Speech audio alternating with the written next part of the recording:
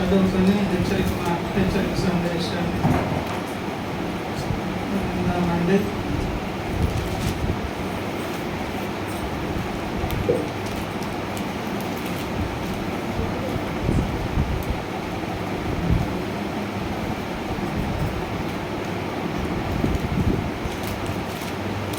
రెండవ కొరింథీ పత్రిక 5వ అధ్యాయము, కొరింథీయులకు రాసినటువంటి రెండవ పత్రిక 5వ అధ్యాయము 11వ వచన భాగం నేను చదువుతున్నానండి. చూడండి. కావున మేము ప్రభు విషయమైన భయము నెరిగి మనుషులను ప్రేరేపించుచున్నాము. మేము దేవునికి ప్రత్యక్షపరచబడిన వారము, మీ మనస్సాక్షులకు కూడా ప్రత్యక్షపరచబడిన వారమై ఉన్నామని నమ్ముచున్నాను. ప్రార్థన చేద్దాం. ప్రేమగల తండ్రి, నరుడైన దేవా, మీకు వందనాలు, కృతజ్ఞతాస్తుతులు చెల్లిస్తున్నాము స్వామి. మీ మహాకనికరమును బట్టి ఈ కాల ప్రవాహంలో మరొక వారపు దినములు మా బ్రతుకులలో ఖర్చు చేసి ఇలా మీ పాద సాన్నిధ్యం దగ్గరకు ఈ నియామక కోరికలో రాగలిగే కృపనిచ్చినందుకు స్తోత్రాలు. ఇది చాలా పవిత్రమైన దినము నాయన. మా బ్రతుకులకు ఆశీర్వాదకరంగా మీరు ఇచ్చిన శుభదినము ప్రభువా. మమ్మల్ని గూర్చి మేము లెక్క చెప్పవలసినటువంటి వారుగా మా బ్రతుకులలో మీరు ఇచ్చినటువంటి మహదవకాశము తండ్రి, ఈ చిన్నపాటి తీర్పు ఈ భూమి మీద ఉండగా మీరు మాకు ఇస్తూ భవిష్యత్తులో ప్రభువా వీటి గురించి లెక్క అడగకుండా ఇక్కడ ఉండగానే పరిష్కరించుకునే దాని కొరకు మీరు ఏర్పాటు చేసిన వేదిక ప్రభువా.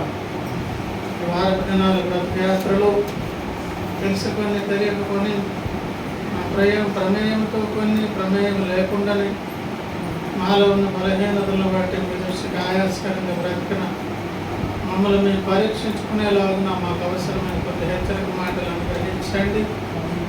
మీ సహాయం చేత యోగ్యముగా తీర్చబడి అర్హులంగా మీ జీవంలో పాల్గొంటూ పొందే భాగ్యం ఇచ్చి నడిపించమని అయోగ్య దాసుని చేరువచ్చిన మమ్మల్ని అందరినీ బంగారస్తులకు అప్పగించుకుంటూ మీ సహాయం కోరుతూ అభ్యర్థిస్తూ మాకు అవసరమైనటువంటి హెచ్చరికను మాకు అనుగ్రహించమని మీ పాదాలు బట్టి బ్రతిమలాడి సహాయం కోరుతూ యేసయ్య నామమున ప్రార్థించి విన్నపాలు స్వతంత్రించుకుంటున్నాము పరమ తండ్రి. ఆమేన్. దేవుని స్తోత్రం. హల్లెలూయా. ప్రియమైన దేవుని బిడ్డలారా, దేవుని సంఘమా, చదువుకున్నటువంటి లేఖన భాగంలో అపోస్తలుడైన పౌలు భక్తుడు కొరింథీ సంఘానికి ఈ పత్రికను రాస్తూ, ప్రియులారా, ఈ చదువుకున్న లేఖనంలో కొన్ని విషయాలు మనకు తెలియజేస్తున్నారు. కావున మేము ప్రభు విషయమైన భయము నెరిగి, ఏదో కావునంటే వాళ్ళ ఏదో ఒక కారణమును బట్టి, ఆ కారణమును బట్టి మేము ప్రభు విషయమైన భయము నెరిగి, ప్రభు విషయమైనటువంటి భయము నెరిగిన వారంట మేము అని సంబోధిస్తున్నాడు పౌలన్న. ఆ గుంపులో మీరు ఉన్నారో లేదో, ఒకవేళ లేకపోతే జాగ్రత్త పడండి అని ఆనాటి కొరింథీ సంఘానికి ఈనాటి నీకు నాకు మనకందరికీ కూడా ఈ హెచ్చరిక చేస్తున్నారు. ప్రియులారా, ఏమిటి ఆ కావున అని ఒకవేళ ఆలోచన చేస్తే ఇంకా అటు ఇటు మనం తిరగకుండా స్ట్రైట్గా అదే 5వ అధ్యాయంలో ప్రియులారా 10వ వచనంలో చెప్పారు. ముందు వచనంలో, ఎందుకనగా తాను జరిగించిన క్రియలు చెప్పునా అవి మంచివైనను సరే చెడ్డవైనను సరే, దేహముతో జరిగించిన వాటి ఫలమును ప్రతి వాడును పొందునట్లు మనం అందరము క్రీస్తు న్యాయ పీఠము ఎదుట ప్రత్యక్షము కావలేను. ఫస్ట్ అండ్ ఫార్మోస్ట్ భక్తుడు ఎదుర్కొనేది దేవుని తీర్పు. ఆ తర్వాత తర్వాత సింహాసనాలు ఎక్కుతామా ఎక్కమా, దేవుని గౌరవానికి పాత్రులమా కాదా, లేదంటే పెండ్లి విందులో ఏమేమి భోజనాలు ఆరగించాలి, ఇటువంటి ప్రత్యేకమైన వంట వార్పులు ఉంటాయి. ఏమంటే స్వీట్కు ప్రధానమైనటువంటి స్థానం అంటది, స్వీట్కే ఎక్కువ ప్రాధాన్యత ఉంటుందంట. ప్రియులారా, అవన్నీ తర్వాత విశ్వలోకాలు ఎట్లుంటాయి, జరిగిపోయినటువంటి కథా కమామిష్ ఎన్నో కోట్ల యుగాలు గడిచాయి. ఏ ఏ యుగాల్లో ఎవరెవరు సృష్టించబడ్డారు, ఎన్ని కోట్ల ప్రపంచాలు ఉన్నవి, ఆయా ప్రపంచ పరిస్థితుల్లో దేవుడు ఎట్లా ఆయా సందర్భాలలో వారు పనిచేశారు, వారి తీర్పులు ఎట్లాంటివి, వారి ప్రేమ ఎలాంటిది, ఎన్నెన్నో మనం నేర్చుకోవాలి, తెలుసుకోవాలి. భూమి మీద ఉన్న ఇదివరకు ముందెళ్ళిపోయిన భక్తుల గురించి మాట్లాడుకోవాలి. అన్నయ్య ఏంటి మీ సంగతి, అప్పుడు ఎలా యుద్ధాలు చేశారని దావీదు గారిని అడగాలి. ఎన్నెన్నో సంగతులు అబ్బమ్మ గారి తల్లిగారితో మాట్లాడాలి. మనం ఏమేమనుకుంటుంది ఇవన్నీ తర్వాత అండి. పరలోకమునకు వెళ్ళిన తర్వాత ఏ భూమికి నీవు నేను పోషిస్తాను. ఎందుకంటే భవిష్యత్తులో ఉండేటటువంటి పరిస్థితి ఒకటైతే స్పష్టత ఉన్నది. మనకున్న స్పష్టత చెప్పారు. యోహానుకు రాసిన మొదటి పత్రిక 3వ అధ్యాయము 2వ వచనములు ఉన్నారు. ప్రియులారా, ఇప్పుడు మనము దేవుని పిల్లలమై ఉన్నాం. ఇది ప్రస్తుతం. మనకి ఏమవుతామో అది ఇంకా ప్రత్యక్షపరచబడలేదు, అది భవిష్యత్. కానీ ఆయన ప్రత్యక్షమైనప్పుడు ఆయన ఉన్నట్లుగానే ఆయనను చూతుం కనుక ఆయనను పోలి ఉందమని ఎరుగుదము. ఇది నిరీక్షణ. ప్రస్తుతము అనే ఒక సాక్ష్యం ఉన్నది. భవిష్యత్ అనేది ఏమవుతామో, ఎక్కడుంటామో, ఏమిటి మన స్థానమో, కానీ మనకు ఒక నిరీక్షణ ఉన్నది. ఆ నిరీక్షణ ఏంటంటే దేవుని పోలి ఉందాం. దేవుని పోలికలో మార్చబడే దాని కొరకు మార్చబడినటువంటి పోలిక నువ్వు ఏ ఆబ్జెక్ట్గా, ఏ కణముగా తయారవుతున్నావో, నేనేం తయారు కాబోతున్నాను. ఏమండి, ఆ మధ్యకాలంలో అయ్యగారు మాట్లాడుతూ ఒక విషయం అన్నారు అన్నమాట. ఒక్కో సంఘంలో ఒక్కొక్క రకమైనటువంటి విశ్వాసులు తయారవుతారు. ఇప్పుడు ఇది స్థానిక సంఘమా, దాదాపుగా దాసుని మీద ఉన్న అభిషేకము, యాటిట్యూడు, తండ్రిని పోలి పిల్లలు ఉంటారా? ఆ ఉండినప్పుడు అప్పుడు ఏమవుతుందంటే ఆ లక్షణాలు వస్తాయి, ప్రభావం పడుతుంది. దాదాపుగా ఏ కూటి పక్షులు ఆ కూటికి చెందుతాయి అన్నట్లుగా ఆ ఎమోషన్స్, ఫీలింగ్స్, ఆ ఎఫెక్షను, ఆ తీర్పులు, ఇతరత్ర ఇవన్నీ దాదాపు ఒకేలాంటి లక్షణాలు ఉంటాయి. ఈ కూటి పక్షులన్నీ ఎక్కడికి చేస్తాయి? శరీరం ఇది మెత్తన భాగం, ఇది కొంచెం కరకుగా ఉన్నటువంటి భాగం. నేత్రాలు అది వేరే, బాడీలోని టిష్యూస్ చాలా చాలా వేరు, అంతర్నిర్మాణంలో ఉన్నటువంటి మాంసాలు వేరు, మెదడులో ఉన్నది వేరు. ఎక్కడికి వెళ్తారో దేవుని భక్తులు తెలియదండి. కానీ కొన్ని ప్రత్యేక స్థలాలలో కొంతమంది కఠినంగా తయారవుతుంటారు, కొన్ని దగ్గర మెత్తగా తయారవుతారు. అక్కడ తయారు చేసే దాని కొరకే దేవుడు ఒక ప్రత్యేకమైనటువంటి కార్ఖానా,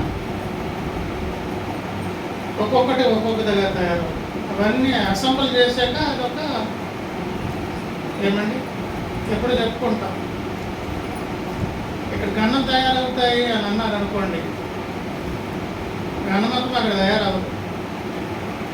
గన్నుకు సంబంధించినటువంటి పార్ట్లన్నీ వేరే వేరే దగ్గర తయారవుతాయి. ఆ వేరే వేరే పార్ట్లు 100% పక్కాగా తయారవుతాయి. ఇవన్నీ కలిపి ఒక దగ్గర అసెంబుల్ చేస్తారు. అక్కడ ఫినిష్ మొత్తం వాళ్ళ దగ్గర మొత్తం వస్తాయి. వాళ్ళు కూడా అన్నీ తయారు చేయరు, వాళ్ళకి అసెంబ్లీ చేయడం ఒకటే తెలుసు. అలాగా క్రీస్తు సంఘమును దేవుడు నిర్మాణం చేస్తూ ఉన్నారు. ప్రస్తుతం ఉన్నటువంటి సాక్ష్యం ఏంటి? మనము దేవుని పిల్లలు. అప్పుడప్పుడు అనుమానం వస్తే, అప్పుడప్పుడు ఎందుకు అనుమానాలు వస్తాయి? మన మీద మనకున్నటువంటి ఎక్స్పెక్టేషన్స్ బట్టి. అలాంటి అనుమానాలు తెచ్చుకోవద్దని రోమీయులకు రాసినటువంటి పత్రిక 8వ అధ్యాయము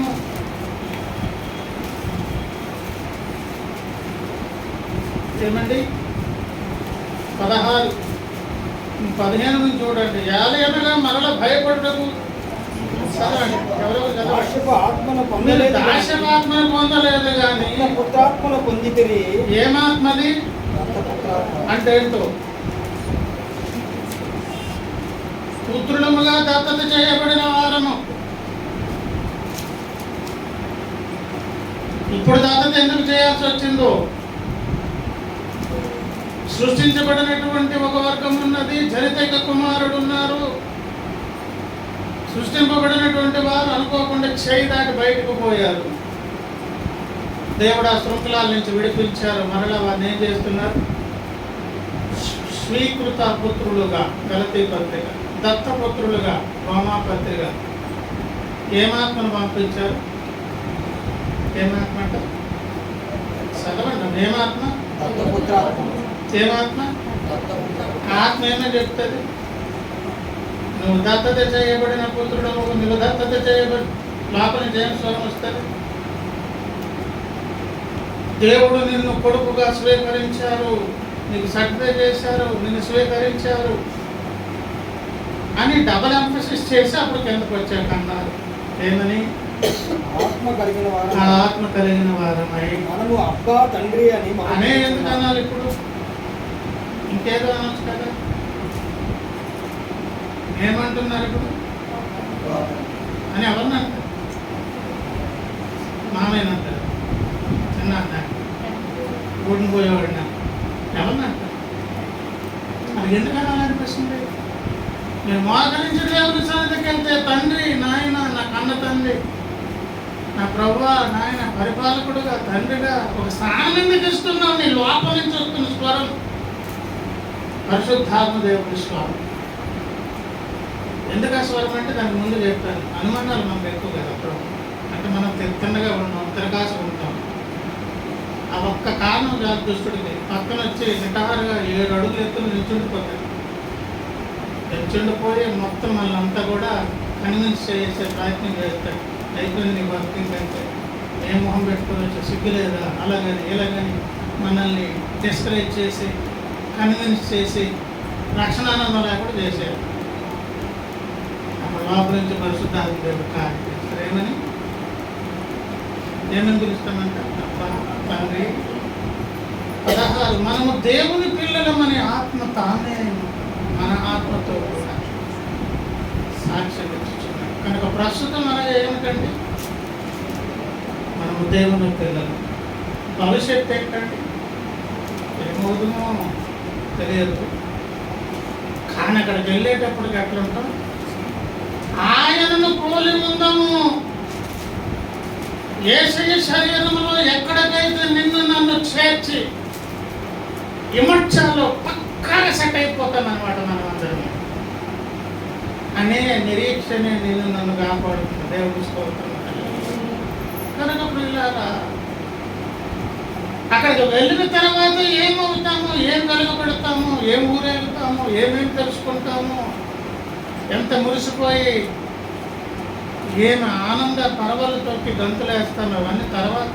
ఫస్ట్ అండ్ ఫార్మోస్ట్ మనం తీర్పును ఎదుర్కోబోతూ ఉన్నాము అనే సంగతి పౌలని అంటున్నారు. ఈ ప్రభు విషయమైన భయమును మేము ఎరిగి ఉన్నాము. అన్నయ్య, మీరు అపోస్తులు కదా, గొప్ప ప్రవక్త కదా, అది కదా, ఇది కదా అంటే అన్నము these are all secondary. Primary ఏంటో తెలుసా? ప్రభు విషయమైన భయము ఎరిగి ఉన్నాము. ఫస్ట్ అండ్ ఫార్మోస్ట్ మనం పెట్టుకోవాల్సింది అదే. ఏం ఎరిగి ఉండవలను? ఎందుకంటే నీతిమంతుడే రక్షింపబడుట దుర్లభము. భక్తిహీనుడు పాపి ఎక్కడ నిలుస్తాడు? నీతిమంతుడికి అడ్రస్ గల్లంతైపోయేటటువంటి తీర్పు అది. అక్కడికి వెళ్ళగానే ఆటోమేటిక్ ఏమైపోతుందంటే కాలు చేతులు వణికిపోతాయి. అమాంతంగా పద్మసులంకలో ద్వీపంలో యోహాను భక్తుడు యేసయ్య దర్శనాన్ని చూసి చచ్చిన వాని అది పడిపోయినట్టు మన అందరి పరిస్థితి అదే.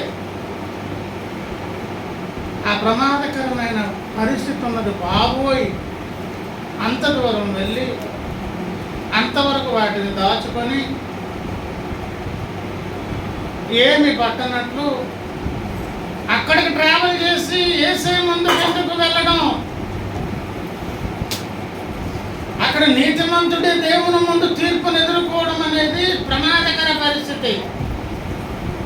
అసలు ముందు మాట మంచి రాదండి. యేసయ్యని చూడగానే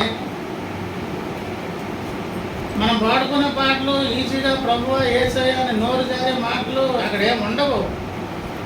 మనకు స్టార్ట్ అవుతుంది, గడగడ వణికిపోయి మొత్తం కూలబడిపోతాం. అంటే మాట అంతా పౌలని ఎందుకు చెప్తున్నాడు తెలుసా? ఒక మాట అన్నారు, మాకు ప్రభు విషయమైన భయము మేము ఎరిగిన ఒక అనుభవం మాకున్నది. పౌలన్న మరియు తనతో ఉన్న పరివారంకు ఒక అనుభవం ఉన్నది. ఏంటది? భయము నెరిగి ఉన్నామంటే అది ఎక్స్పీరియన్స్ చేస్తున్నారు వాళ్ళు. అసలు పౌలన్న సువార్త విధానమే వేరు. పౌలన్న పరిచర్య విధానమే చాలా ప్రత్యేకమైనది. గలతీయులకు రాసినటువంటి పత్రిక 3వ అధ్యాయము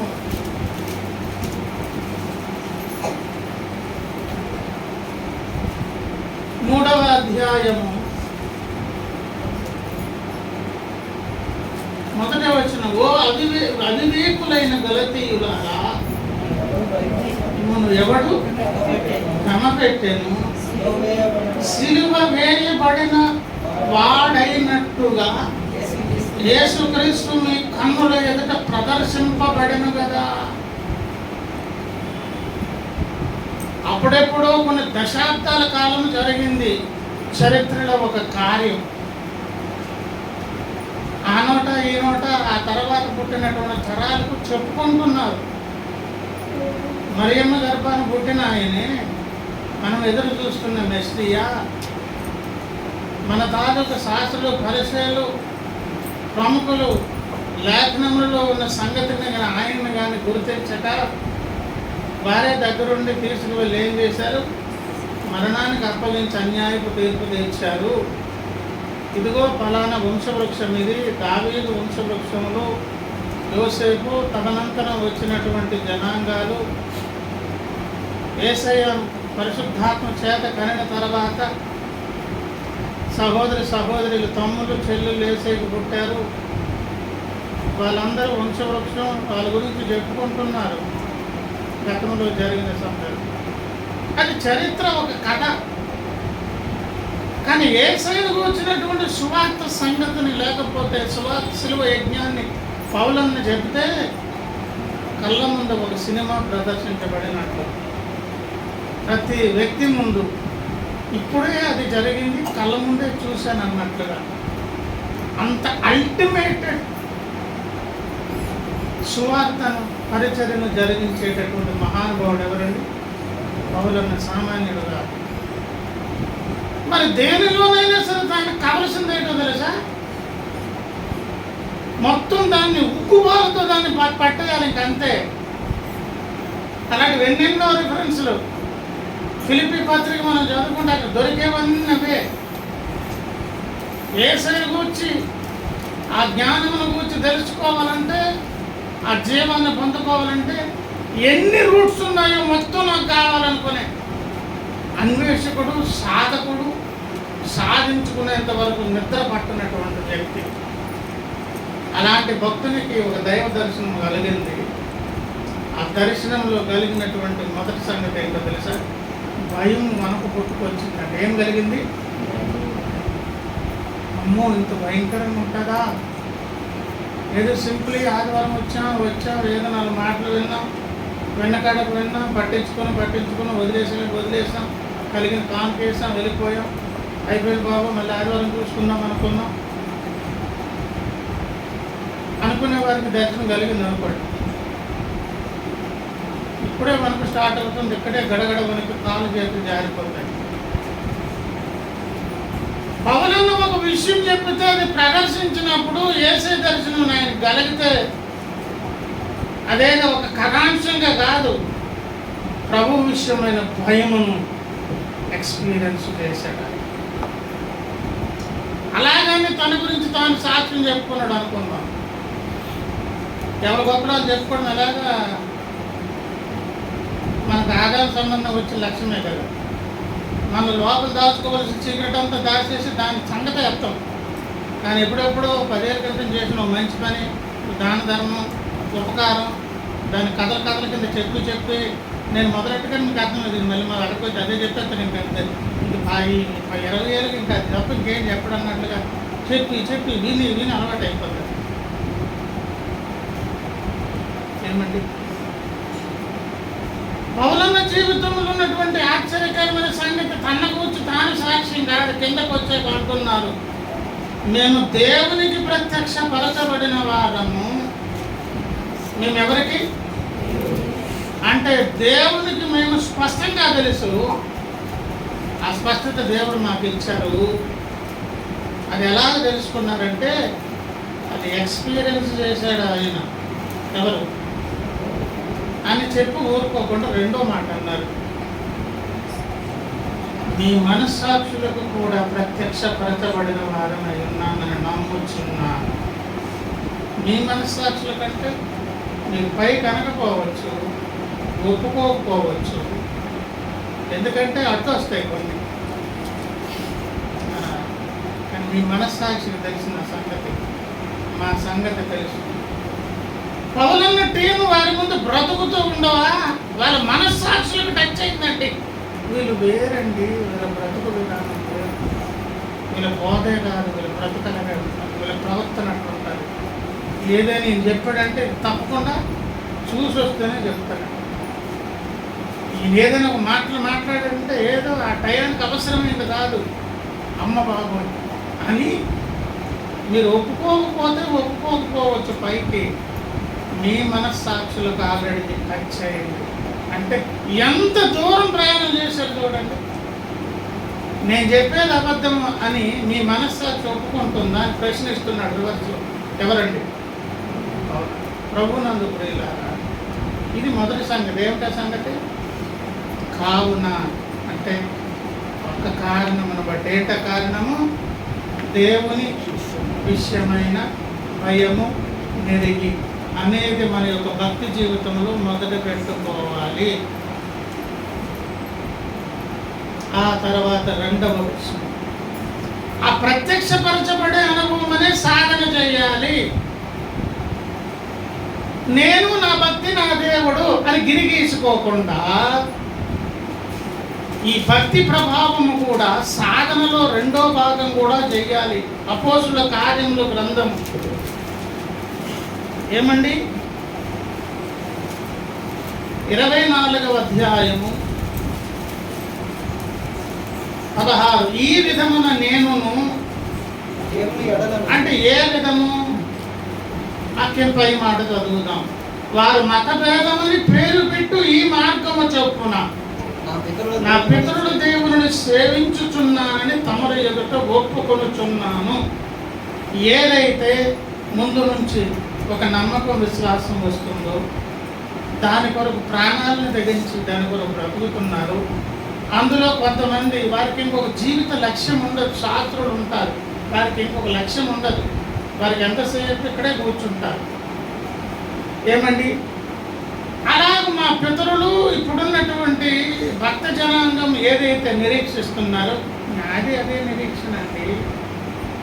దాని కొరకే బ్రతుకుతున్నాను. ఆ విధానములో సాగుతూ తర్వాత మాట అన్నారు 16లో, నేను దేవుని ఎడలను మనుష్యుల ఎడలను ఎల్లప్పుడూ నా మనస్సాక్షి నిర్దోషమైనదిగా ఉంటున్నట్లు అభ్యాసము దేవునికి నాకు కరెక్ట్ ఉంది కదా, ఎవరేమనుకుంటే నాకేం పోయింది, ఎలాగుంటే నాకేంటట, నేను దేవుడు, నా భక్తి నాకు ముఖ్యం. అనే అంతస్తు కాదు పౌలన్నది. ఎదుట ఉన్న వ్యక్తులు మనస్సాక్షిని టచ్ చేస్తుంది ఆయన భక్తి, ఆయన బోధ, ఆయన విధానం. అదే అపోస్తుల కార్యం 28లో కూడా అన్నారు, ఏమండి, నా నడవడినకు వచ్చి మీ సమాజంలో బ్రతికాను కదా, వాళ్ళనే వెళ్ళడగండి, కావలిస్తే నా గురించి సాక్ష్యం ఇస్తారు అని రాజు ముందు విమర్శలో నిల్చున్నప్పుడు ఈ సాక్ష్యాన్ని ఇస్తున్నాడు. ప్రభునందు ప్రియులారా, మొదటి విషయం ఏంటంటే మనం ప్రాముఖ్యంగా మొట్టమొదట పెట్టుకోవలసిన దేవుని విషయమైన భయమును ఎరిగి ఉండాలి. రెండవది, దేవుని ఎదుట ప్రత్యక్షపరచబడిన అనుభవం అనే ఒక ఉన్నత స్థితి సాధన మనకు రావాలి. దేవుడు నేనే ముఖ్యం, మిగతాది నాకు ఎలా పోతే నాకెందుకు అనుకోవద్దు. ఎదుట మనుషుల యొక్క మనస్సాక్షి అనే వారి సాక్ష్యంలో కూడా పౌలన్న ఒక జాగ్రత్త తీసుకున్నట్లుగా, ఎందుకంటే పరపక్షమందున్నవాడు మనలను గూర్చి చెడ్డ మాట పలకకుండున్నట్లు అనే మాట ఉన్నవి కదా, ఉందా లేవా? అభ్యాసం కూడా చేయవలసిన వారమై ఉండాలి. ఈ భయం అనేది ఒకవేళ లేకపోతే, చిన్న టాపిక్ చెప్పి ముగించేస్తాం, మనము దేవునికి స్నేహితులము, మిత్రులము, భక్తులము కాదు, దేవునికి శత్రువులమయ్యే ప్రమాదం. ఈ భయం అనేది ఉంటే ఒకవేళ అప్పుడప్పుడు దేవునికి మనకు మధ్య ఏదైనా క్లాష్ వచ్చినా, సమస్య వచ్చినా ఎప్పటికప్పుడు పరీక్షించుకునే ధన్యులం అవుతాం. అది ఎలా ఉంటుందో ఒక చిన్న వివరణ మనం తీసుకొని సందేశాన్ని ముగించుకుందాం. ఏమండి, యెషయా ప్రవక్త గ్రంథము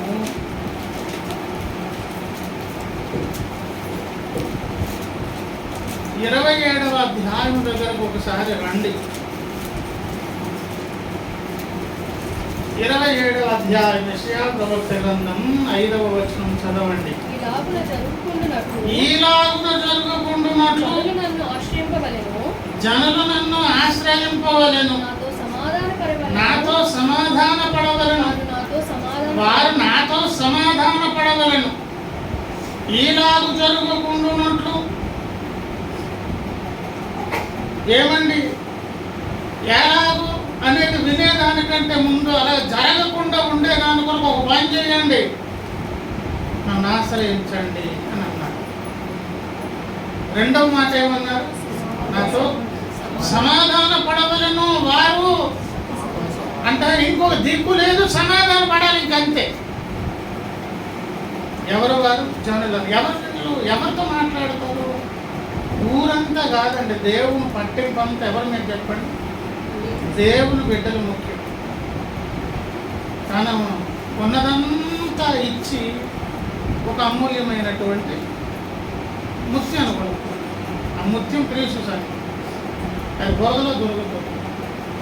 ఈ పాపిష్టి లోకంలో, ఈ బురదలో, ఈ అగాధ కోపంలోంచి నిన్ను నన్ను తీసి కడిగి పవిత్రపరిచిన ముత్యం నీ పేరు నా పేరు.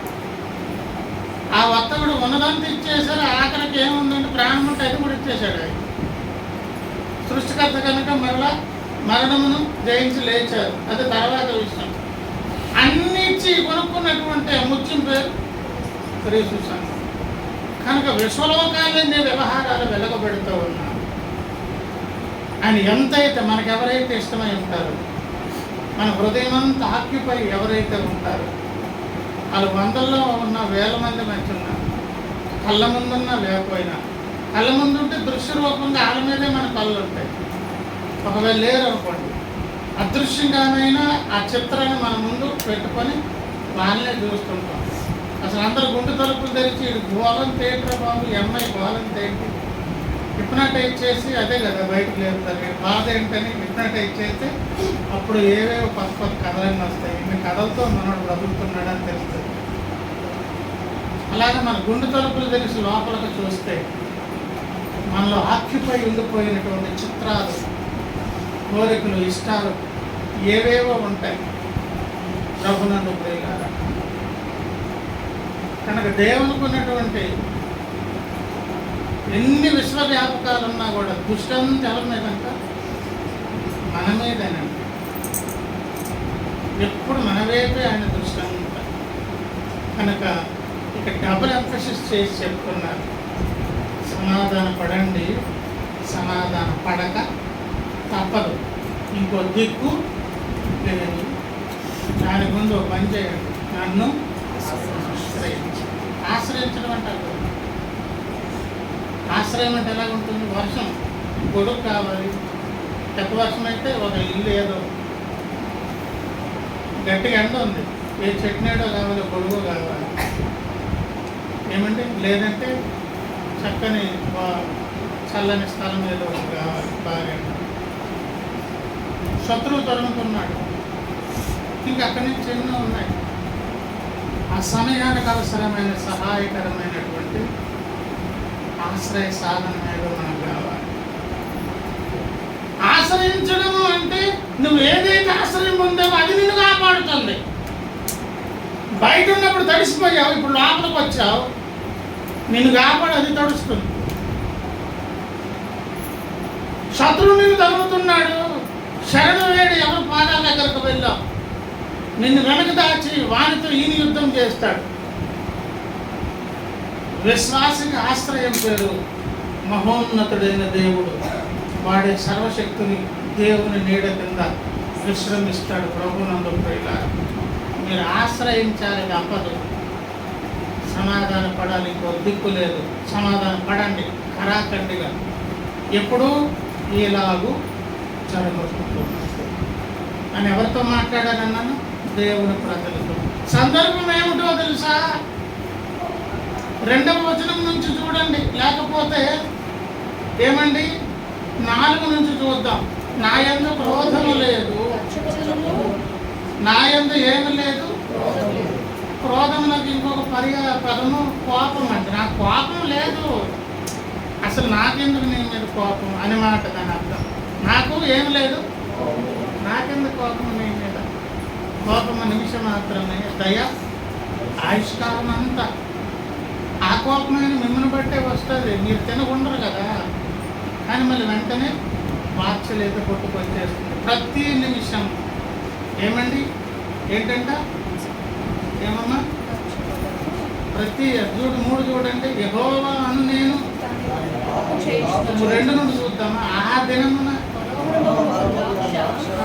మనోహరముకు ఒక ద్రాక్షవనముండును, దాని ఊచి పాడుడి. యెహోవాను నేను దాన్ని కాపు చేయుచున్నాను ప్రతి రోజును అని ఉంది అక్కడ. ప్రతి నిమిషము కాపాడాలంటే నిమిషానికి మనకేం అప్లై చేయాలి? కృపేనండి, గొప్ప వాత్సల్యత. ఏమండి? ఆకాశమునంటినంత కృప.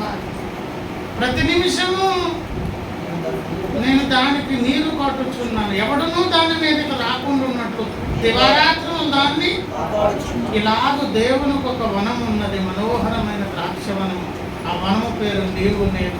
మనల్ని అందరిని ఎలా భద్రపరుస్తున్నారు, ఎలా కాపాడుతున్నారు, ఎంత శ్రద్ధ తీసుకుంటున్నారు. ఇలాగ తీసుకుంటూ ఉన్నారంట, కాపాడుతున్నారంట. రాత్రి పగలు ప్రతి నిమిషం. కాకపోతే రాత్రికి రెస్ట్ వచ్చిన కనుక రెస్ట్ తీసుకుంటాను, మరి మీరు పడుకుంటే నేను పడుకోవద్దా అనేది ఏం లేదు. ఆయన అలసిపోడు, సొన్నసెల్లిపోడు కదా దేవుడు. ఏమండి? ఆయనకి వినబడింది ఏమి ఉండదు. ఆయన అన్నీ చూస్తున్నారు, వింటున్నారు కదండి. ప్రతినిత్యం ఆయన కాపుదల ఉన్నది. అంటే ఒక ఆ దినమున అనేది మళ్ళీ టాపిక్ తీసుకుంటే మళ్ళీ గతం, ప్రస్తుతం, భవిష్యత్తు అన్ని కలిపి మాట్లాడాలి. ఏది ఏమైనా మన మీద శ్రద్ధాశక్తులతో దేవుని వైపు చేయవలసిన ప్రతి ఏర్పాటు చేసి కాపుదలిచ్చి కాపాడుతూ ఉన్నారు అని చెప్పి ఇప్పుడు 4 వచ్చాకన్నారు, నా యందు కోపము. మరి ఇన్ని చేసిన తర్వాత ఈ మాట ఎందుకు అనాల్సి వచ్చిందండో? ఇన్ని చేసి దేవుడు ఇన్ని ఏర్పాట్లు చేసిన తర్వాత నాకు నిజానికైతే కోపం లేదు అని ఎందుకు అనాల్సి వచ్చిందో తెలుసా? కోపం వచ్చే సందర్భాలేవో ఉన్నవి. దేవునికి విసుగు, ఆయాసం కలిగేవేవో ఉన్నవి. గచ్చ పొదలను పలు రక్కసి చెట్లను ఒకవేళ ఉండని ఏడాది. Is there any chance? ఒకవేళ ఉంటే, ఒకవేళ ఉండినానంటే ఉండే అవకాశం ఉన్నది. ఒకవేళ ఉండే అవకాశం ఏముంటే అంట? గచ్చ పొదలు, బలురక్కసి ఆది కాండంలో కనిపించింది. అది వరకు లేనివి నేల నుండి మొలిచాయి. ఎప్పుడు? ఆదాము పాపం చేసిన తర్వాత మొలిచి, అంతకుముందు లేవు. నువ్వు చెమట వచ్చి కష్టపడి సేద్యం చేస్తావు నేలను, కానీ ఆ నేల ఏం చేస్తుందంట? ముండ్ల తప్పున గచ్చ పొదలను అది పుట్టేస్తుంది. అదే మాట తీసుకుని వచ్చి ఏమండి విశ్వాస ఎదుగుదలను ఆటంకపరిచే మూడవ పొలం పేరు, మూడవ నేల ఏంటది? ముండ్ల పొదలు. ముండ్ల పొదలు కలిగిన నేల సారవంతమైందే కానీ విశ్వాస ఎదుగుదలను ఆపేసేది ఏంటి చెప్పండి? ముండ్ల పొదలు. దాన్ని తీసుకొచ్చి హెబ్రీ పత్రికలో అన్నారు, దేవుని యొక్క వాక్యం అనేది ఫలించకుండా అడ్డుకునేది కూడా ఏంటది? ఇవే గచ్చ పొదలు, ముండ్ల పొదలు. ఇప్పుడు అక్కడ చెప్పుకున్నటువంటి ఏమండి మంచి నేల అనే విత్తినటువంటి సందర్భంలోనేమో ఐహిక విచారాలు అంటారు. అక్కడ ఆది కాండం, అక్కడ కానీ హెబ్రీ పత్రిక, మొత్తానికి ఏదేని ఈ ముండ్ల దుబ్బులు లాంటి పరిస్థితులు ఏం చేస్తాయి? భక్తి జీవితాన్ని అడ్డుకుంటాయి. భక్తికి అవరోధముగా ఇంకేమైనా చెప్పుకోవచ్చు. ఫర్ ఎగ్జాంపుల్ అసూయ, ద్వేషము, కలహం, మత్సరం. 2వ పేతురు పత్రికలు అన్నారు, సమస్తమైన దుష్టత్వము, అసూయను, సమస్తమైన వేషధారణను మాని క్రొత్తగా జన్మించిన శిశువులను పోలిన వారి ప్రభు దయాళుడై ఉన్న ఎరిగిన ఎడల రక్షణ పొందిన తర్వాత, యేసుని గురించి ఎరిగిన తర్వాత కూడా మనతో పాటు కలిసి కాపురం చేసే లక్షణాలు అంటారు. ఏంటవి? ద్వేషం, అసూయ, కపటము, వేషధారణ. ఇవన్నీ గచ్చ పొదలు, ముండ్ల తుప్పాలు. ఉండే అవకాశం ఉన్నది ఒకవేళ ఉంటే. నిజానికైతే నాకు కోపం లేదు, మీ మీద కోపం నాకు. నిజానికి నాకు క్రోధం లేదు. మీకు చేయవలసిన ఏర్పాట్లన్నీ చేశాను. ప్రతి నిమిషం కాపాడుతున్నాను, ప్రతి రాత్రి కాపాడుతున్నాను. ఏమేం కావాలో ఇస్తున్నాను. ఒకవేళ గచ్చ పొదలను బలురక్ష చెట్లను ఒకవేళ ఉండి లేడలా యుద్ధము చేయు వాని వలె నేను వాటిలోనికి బడిగా తెచ్చి తప్పగా వాటిని కాల్చివే. యుద్ధము చేసేవానికి ఇప్పుడు వస్తాను.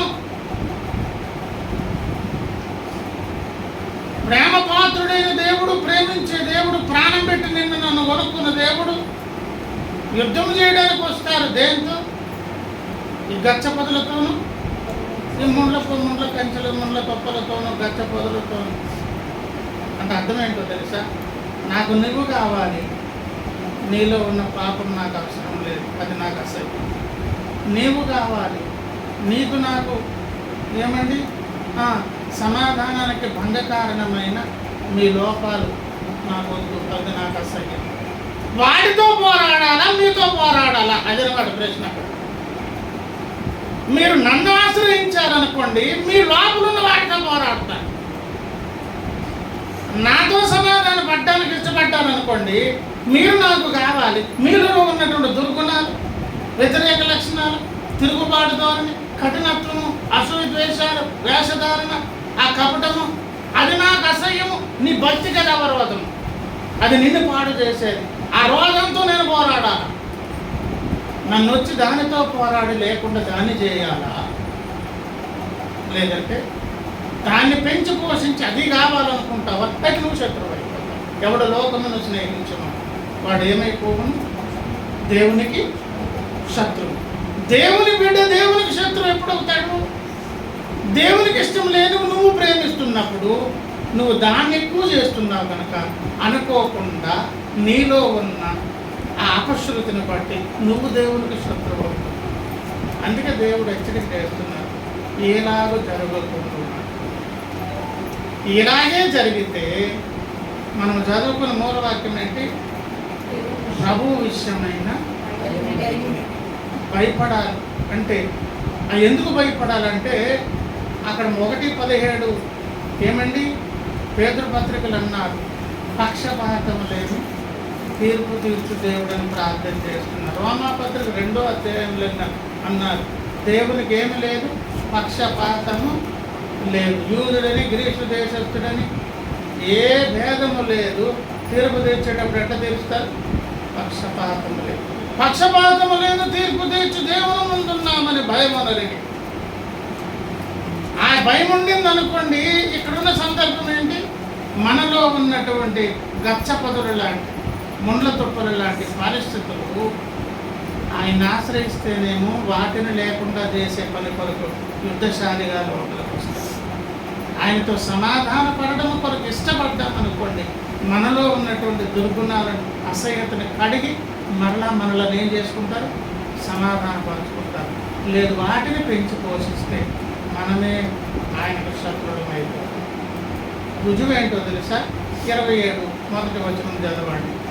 ఆ దినమున యెహోవా గట్టిదై గొప్పదై బలమైన తన ఖడ్గము పట్టుకొనును. ఏమండి? తీవ్రమైన మకరమును, వంకర సర్పమైన మకరమును ఆయన దండించును. సముద్రము మీద ఉన్న మకరమును, ఈ మకరము, ఈ సర్పం ఎవరు? దుష్టుడు. సంహరించే దాని కొరకు ఎలాంటి ఖడ్గము? గట్టిది, గొప్పది, బలమైనది అనే ఖడ్గాన్ని పట్టుకొని వచ్చారు. ఏమండి? అలాగ కూడా తృప్తం చెప్పుకోవచ్చు. అంత ఖడ్గాన్ని తీసుకుని వచ్చి దేన్ని సంహరించారు? ఆ దినమున. అంతకన్నాను, ఆ దినముననే 2 మాటలు సంఘాన్ని గురించి చెప్పబడ్డాయి, దుష్టుడి గురించి చెప్పబడ్డాయి. చరిత్రలో ఒకసారి జరిగింది, ఇప్పుడు జరగాలి, భవిష్యత్తులో జరగాలి. అందుకన్నాను, ఇది త్రికాలాలలో ఉండే సందర్భం. ఆ దినమున మనల్ని కాపాడుతూ వచ్చారు దేవుడు, కాపాడుతూ ఉన్నారు, కాపాడాలి భవిష్యత్తులో. ఆ దినమున ఈ వంకర సర్పమును దేవుడు ఏమి చేశాను? దండించాను. ఇప్పుడు దండించాలి. ఎందుకంటే ఈ లోపల ఉన్న దుర్గుణాలకు వారికి సంబంధం ఉన్నది. వాడిని బట్టి ఇవన్నీ లోపలికి వస్తాయి. వాడిని దండించే సందర్భంలో గట్టిదైన, గొప్పదైన, బలమైన ఖడ్గం ఎందుకు వాడారు తెలుసా? వానికి మారు మనసు లేదు, బయటపడే అవకాశం లేదు. వాడు కంప్లీట్గా చీకటి మూటగా మారిపోయాడు. 1వ వచనంలో ఉన్న సందర్భం కనుక వానితో దేవుడే యుద్ధం చేశాడు. అంత పరిస్థితి మీరెందుకు తెచ్చుకుంటారు? మీరు వేరు కదా. మీలో ఉన్న దుర్గుణాలు వాడికి సంబంధించినవి. మీరు నా బిడ్డలు, మీరు నాకు కావాలి. నన్ను ఆశ్రయించి నాతో సమాధాన పడుతూ వాడితో పోరాడతారు. వాడితో పోరాడేటప్పుడు సానుభూతి లేదు. ఎందుకు లేదు? వాడు కంప్లీట్ చీకటి మూట. వాడితో యుద్ధం చేసినప్పుడు వాడు చీకటి మూట కనుక వాడిని ఏం చేసినా దండించారు. మీరెందుకు దండనకు గురి అవుతారు? ఆ ఉగ్రతకు, ఆ కోపం మీ మీద నాకెందుకు రావాలి? నిజానికి నాకు కోపం లేదు అని దేవుడు అంటున్నారంటే అర్థం ఏంటి చెప్పండి? మనలో ఉన్నటువంటి బలహీనతల నుంచి విడుదల పొంది ఆయన ఆశ్రయించి సమాధాన పడేదాని కొరకు అడుగు వేస్తే ఇప్పుడు దేవుడు వచ్చి ఎవరితో యుద్ధం చేస్తారు? గచ్చపదరు లాంటి, ముండ్ల తుప్పలు లాంటి మనలో ఉన్న దైవ విరుద్ధ దుష్టుని ద్వారా స్థాపించబడిన మన భక్తికి అవరోధము కలిగించే వాటిని తుత్తునీయులుగా, వాటిని పూకట వేలతో ప్రకలించి మనల్ని శుద్ధి చేసి పంపించాలని దేవుడు ఆశపడుతున్నట్టు. అంటే ఇప్పుడు ఒప్పుకోరు పొందాలంటే ఏం చేయాలి? నిజానికి మా మీద కోపం లేదు, కానీ మా పరిస్థితులు మీకు కోపాన్ని రప్పిస్తున్నాయి. వాటి నుంచి మేము బయటపడాలంటే మాకు ఒకటే దిక్కు. మేము కంప్లీట్గా వాడిలాంటి పాపపు మూటలం కాదు. మీరు మమ్మల్ని కొనుక్కున్నారు. ఎవరు? మనము దత్త పుత్రులు, దేవుని పిల్లలు. కానీ మనలో ఉన్నటువంటి దుష్టగుణం ఎవరిది? దుష్టునిది. ఇష్టపూర్వకంగానూ కాకుండాను కొంత అయితే దేవునికి ఆయాసము, గాయము కలిగించే పరిస్థితి ఉన్నది. వాటిని లేకుండా చేసేదాని కొరకు యుద్ధశాలికి ఇప్పుడు లోపలికి ఎవరు రావాలి? దేవుడే దిగి వచ్చే కార్యాన్ని చేయాలి. అంటే దానికి ముందు మనం ఏం చేద్దాం? ఆశ్రయిద్దాం. మనకి ఇంకో దిక్కు లేదు, సమాధాన పడదాం. తప్పకుండా దేవుడు మనల్ని కడిగి పవిత్రపరుస్తారని ప్రార్థన చేసుకుందాం. దయగల తండ్రి,